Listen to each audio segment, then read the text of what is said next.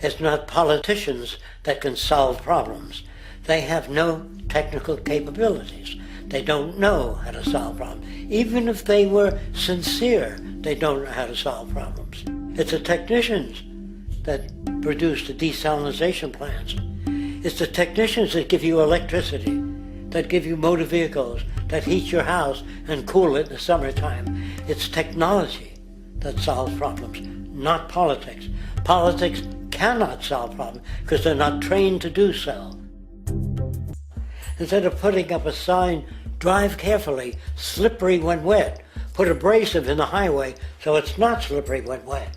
And if a person gets in a car, they're drunk, and the car oscillates a great deal, there's a little pendulum that swings up and back, and that'll pull the car over to the side. Not a law solution. Put sonar and radar in automobiles so they can't hit one another. Man-made laws are attempts to deal with occurring problems, and not knowing how to solve them, they make a law. You can't find the answers by declaring a society democratic.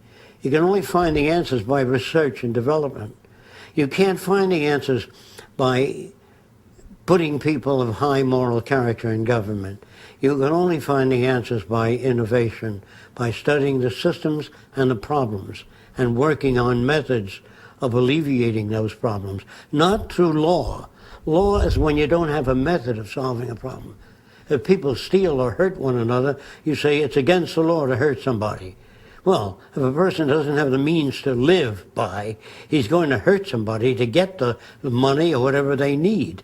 So that isn't dealing with a problem. Law is really avoiding problems. It's just nailing a proclamation on the wall saying, you don't do this. You see, it doesn't work.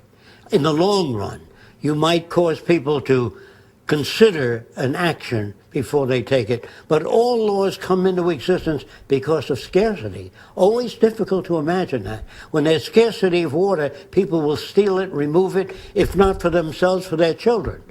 So all the laws in the world, but if you don't want people to steal water, you build an electric fence around the water. See?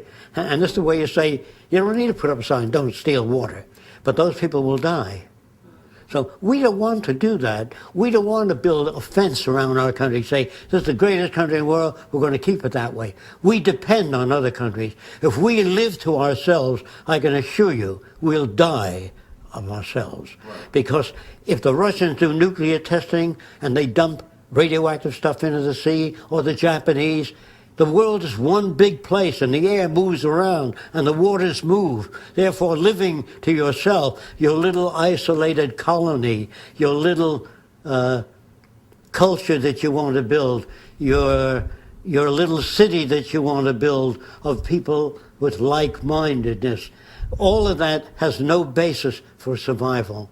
Because in the event of catastrophic failure, you will be invaded by the minorities if they don't have food, water, or the wherewithal to live. If you eradicate the conditions that generate what you call socially offensive behavior, it does not exist. The guy said, well, isn't that inborn? No, it's not. War, poverty, corruption, hunger, misery, human suffering will not change in a monetary system. That is, there'll be very little significant change. It's going to take the redesign of our culture, our values, and it has to be related to the carrying capacity of the earth, not some human opinion or some politician's notions of the way the world ought to be, or some religious notions of the conduct of human affairs. So we have many people in government, politicians they're called, and they say things people like to hear. They say that it's the only way they can get elected. Because they say most of you are wrong in the way you brought up. They'll never make it. You understand that? So politicians say things people like to hear. If a politician discovered that the earth was round, if you want to get along with people when they all believe it was flat, you can say, folks, it's a little round and a little flat. You get along with most people. But this is the business of science, to get along with people. Our business is to say, if you believe the earth is flat, this is the evidence we have to show that it's round. Present the evidence. That's the best you can do. When you cater to people's beliefs, you're holding back. You're dishonest. You're corrupt. That's why politicians can never be honest, because they depend on voting. They depend on people supporting them. So the people will support them if they're ignorant.